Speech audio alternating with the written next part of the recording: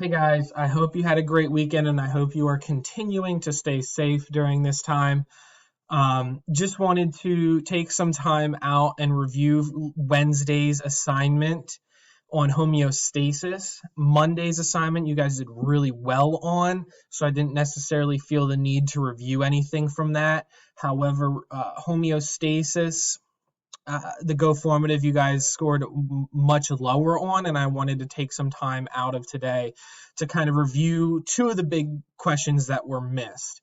So the first question is homeostasis, which is not an example of homeostasis, number one.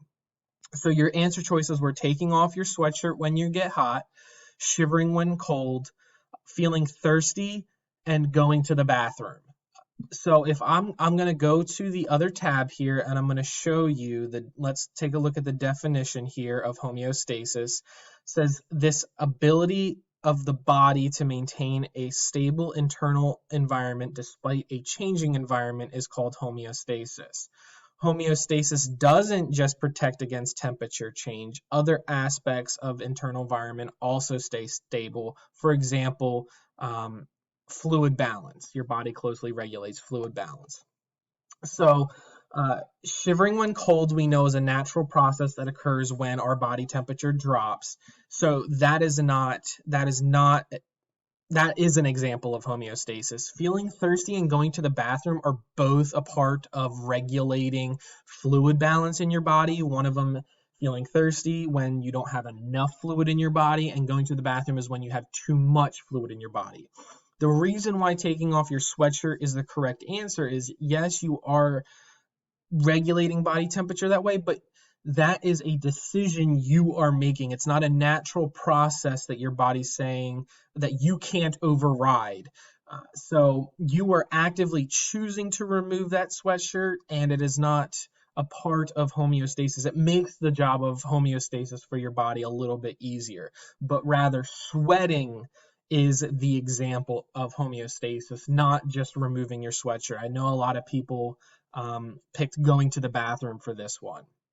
The other question you guys got wrong was number 5, and I'm not sure if it was just because it was kind of hidden out there in the brain pop video, which if you looked back, it was around little after the 1 minute mark. I think it starts at like 108 where it gives you the answer in the brain pop video, or if it was the type of question, the resequencing. So all you had to do was drag and change the order of the statements and put them in the proper order. So if you take a look, they're in the proper order right now. So the first thing that needs to happen is your body needs to overheat. And once that happens, then the nerves and the hormones will communicate to the hypothalamus saying, hey, it's too warm here. We need to cool down. And that is when the hypothalamus will trigger the sweating response to help cool your body down.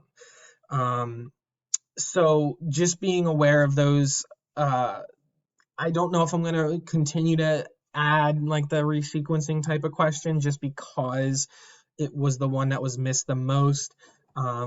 Please take some time. Take your time when reading, making sure that your answers are correct, using the text, using the videos.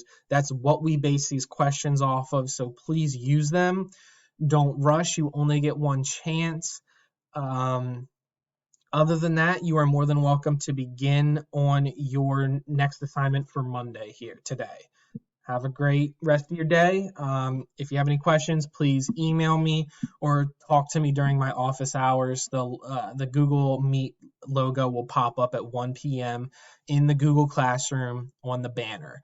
Have a great rest of your day, and good luck on today's assignment.